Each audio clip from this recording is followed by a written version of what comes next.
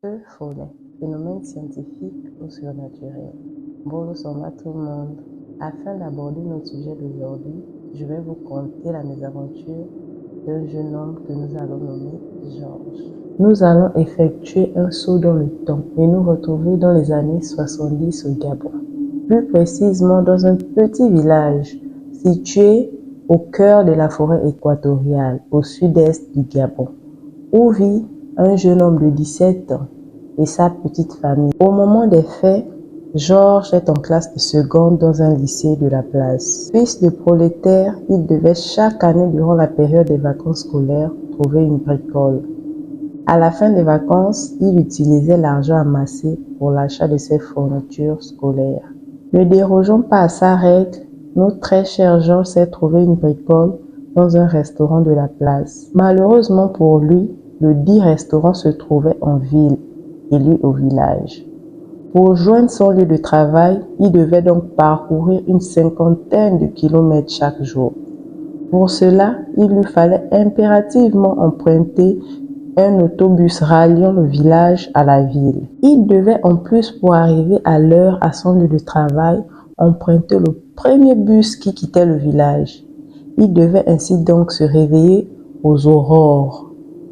Ils devaient en effet quitter leur maison aux environs de 4 heures du matin chaque jour. Un jour, Georges, n'ayant rien changé à ses habitudes, s'est réveillé à 3h30 comme tous les jours. Il avait 30 minutes pour s'apprêter. Après s'être apprêté, il sort de sa maison. Il faisait nuit noire et l'air très chaud et pesante. Georges emprunta le sentier qui lui permettait de rallier la voie principale quand il aperçut dans le ciel une boule enflammée qui semblait se diriger tout droit vers lui. Surpris et apeuré, Georges se tétanisa sur place, les yeux grandement ouverts, ne pouvant plus se détacher de cette présence aussi étrange que captivante. Chose étonnante, la boule qui au loin semblait petite, semblait, en se rapprochant chaque seconde un peu plus près de lui, se révéler assez monumentale. Elle arrivait droit sur lui. Arrivé à une distance où il pouvait parfaitement la voir et la décrire, il s'aperçut avec effroi qu'elle prenait de plus en plus une forme humanoïde. Elle descendait du ciel avec une pression indescriptible, telle une fusée venue d'un autre monde. À quelques kilomètres de l'impact, il s'aperçut que ce qui au départ était une boule de feu était quasiment devenu une personne. En effet, plus cette boule de feu s'approchait du sol, elle se transformait en humain. Ne demandant pas son reste, Georges, qui était revenu à lui, prit ses jambes à son cou et s'enfuit en direction de son domicile. Rentrant en panique, réveillant au passage ses parents, il n'eut d'autre choix que de leur révéler son aventure effrayante. Son père lui fit la confidence comme quoi c'était en réalité un sorcier du village qui avait revêtu cette apparence pour vampire. Il ajouta que lorsqu'on se retrouve en face d'un feu follet qui se transforme et revêt son apparence humaine, il existe des moyens pour se protéger. La plus courante étant de verser, de jeter sur lui une bonne quantité de sable ou de sel.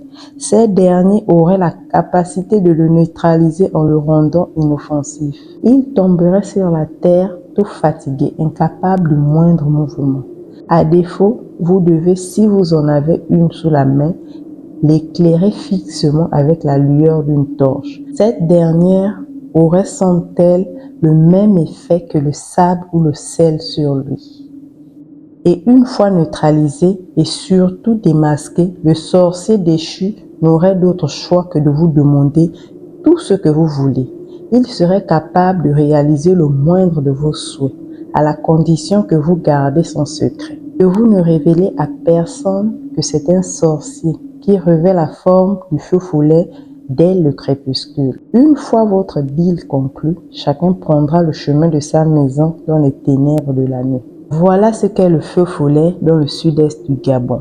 Un humain, plus précisément un sorcier, qui lors de ses sorties astrales revêt cette forme. Il faut cependant savoir qu'à côté de cette définition surnaturelle du feu follet, les scientifiques nous ont apporté une explication à ce phénomène. En réalité, le feu follet est un phénomène que l'on observe dans des endroits un peu macabres parce qu'on y trouve des plantes en décomposition et des cadavres. Les plantes libèrent du méthane, un gaz inflammable, et les cadavres libèrent de la phosphine, un gaz qui s'enflamme au contact de l'air et qui enflamme donc le méthane des plantes. Et ça fait une flamme qui semble flotter dans l'air. Mais de nos jours, les caveaux étant de plus en plus hermétiques, nous observons de moins en moins ce phénomène.